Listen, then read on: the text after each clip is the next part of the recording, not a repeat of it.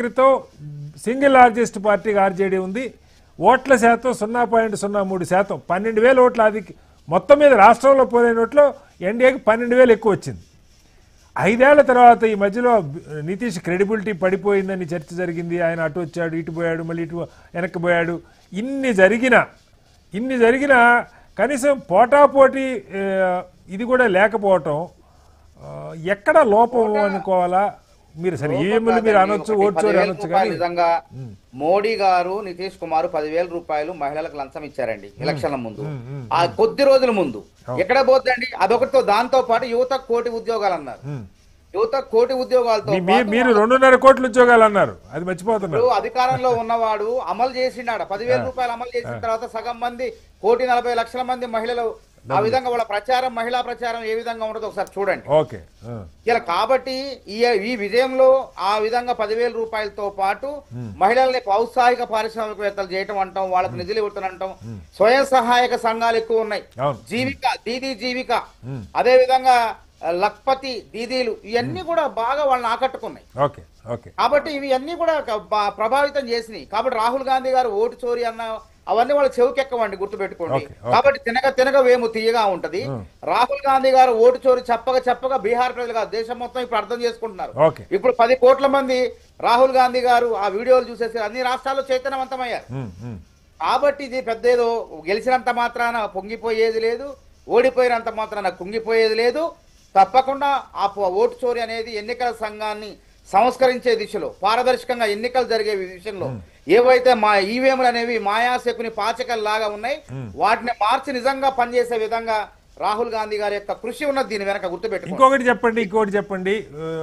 20 ఏళ్ళు గడిచిపోయినా ప్రధాని జంగిల్ రాజునే మళ్ళీ గుర్తు చేసినటువంటి పరిస్థితి. ఆయన డెవలప్మెంట్ ఇక్కడ బీహార్ డెవలప్ అవుతున్న దానికంటే లాలూ హయాంలో జమానాలో ఉన్న జంగిల్ రాజు పదాన్ని ఆయన 2 వాడారు ప్రధాని కీలకంగా. జంగిల్ రాజు ఒకటి, ఈ చొరబాటుదారులకి కాంగ్రెస్ మద్దతు ఇస్తుందని. ఈ 2 మనం అనుకున్నది, చాలా మంది అనుకున్నది జంగిల్ రాజు అని ఒకవేళ సోకాల్ జంగిల్ రాజు అయిపోయి 20 ఏళ్ళు అయింది. ఇప్పుడు జనరేషన్ అసలు తెలియని కూడా తెలియదు. బీహార్ ఇంకా వెనుకబడి ఉంది కాబట్టి తేజస్వి యువ నాయకుడికి కనపడుతున్నాడు, ఓట్లేస్తారు అనుకున్నారు. కానీ అది తలకిందులైన పరిస్థితి. మానవతరాయ్ గారు ఏం చెప్తారు? అన్నిటి ప్రధాన కారణం ఎప్పుడో వచ్చి కాంగ్రెస్ మేనిఫెస్టోలు అధికారంలో వచ్చినప్పుడు చేసేది కన్నా వీళ్ళు అధికారంలో ఉండి వెంటనే ఖాతాల్లో ధన బ్యాంక్ మహిళల ఖాతాల్లో వేశారు. మళ్ళీ 3వ వ్యక్తి కాదు, నేరుగా మహిళల ఖాతాల్లో వేస్తారు. 1 కోటి మందికి వేస్తే ఎవరికి ఆనందం ఉండదండి. చెప్పండి. ఆ విశ్వాసం కొద్దీ అక్కడ ఈ గెలుపు కారణం అదే. ఎగ్జిట్ పోల్స్ కానివ్వండి, సర్వేలు కానీ చెప్పిన ఫలితాల కన్నా ఎక్కువ పోయినాయి. అంటే కారణం ఏంటంటే మహిళలు బాగా పనిచేశారు.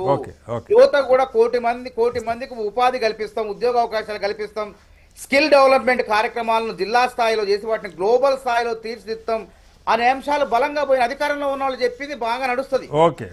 పెట్టుకోండి.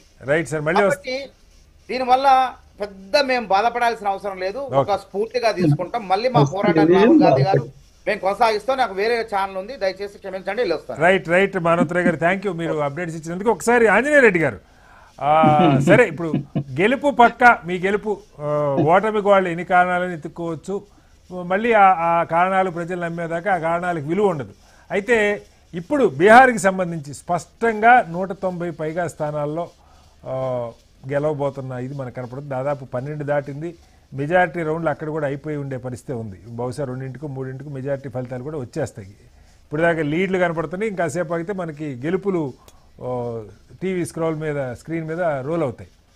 బట్ కీలకంగా ఈసారి గతంతో పోల్చుకుంటే గతంలో కాస్త ఆశ్చర్యంగా ఉండింది. ఎందుకంటే బీజేపీ 74 స్థానాల్లో గెలిచి 43 స్థానాల్లో ఉన్నటువంటి జేడీయూకే ముఖ్యమంత్రి నితీష్ని కూర్చోబెట్టడం.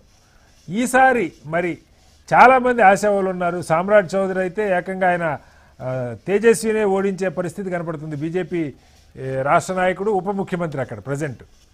చిరాగ్ పాస్వాన్కి చాలా పెద్ద ఎత్తున ఆయన జాతీయ స్థాయిలోనే నేను ఎన్డీఏ బీహార్లో కాదు అని చెప్పినా ఆయన్ని మీరు ఎన్డీఏ కూటమిలో భాగం చేయగలిగారు. కొంత ఆయనకు కూడా ముఖ్యమంత్రి అవుతాన్న ఆశ ఉన్నది. ఇప్పుడు మీ సీట్లు చూస్తే జేడీయూ బీజేపీ దాదాపు సరిసమానంగా సీట్లు వచ్చే పరిస్థితి. ఎవరు ముఖ్యమంత్రి అయ్యే అవకాశం ఉందనుకోవాలి? ఎవరన్నా గెస్ట్ చేయగలుగుతారా? ముందుగా నాకు ముందు మాట్లాడిన కాంగ్రెస్ మిత్రులు ఎవరు, ఆయన మానవతావాదా మానవతారావా? మానవతావాది అనుకోండి, ఏం పోయింది. ఓకే, మానవతారా. ఆయన ఇప్పుడు రాహుల్ గాంధీ ఎక్కడ ఉన్నాడో మనకి చెప్పుంటే బాగుండేది. ఆయన ఎక్కడ ఏ దేశంలో ఉన్నారో చెప్పుంటే బాగుండేది.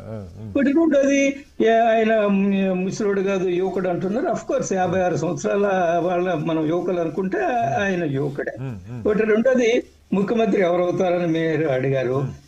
చాలా స్పష్టంగా భారతీయ జనతా ఎన్డీఏ చెప్పింది ఏమిటంటే, నితీష్ కుమార్ గారి నాయకత్వంలో మా ఎన్నికల్లో పాల్గొంటున్నామని చెప్పారు. నేను అనుకోవడం నా వ్యక్తిగత అభిప్రాయం, బహుశా వారినే ముఖ్యమంత్రిని చేయొచ్చు, ముఖ్యమంత్రి చేసే అవకాశం ఉందని అవకాశం ఉందని అనుకుంటున్నారు.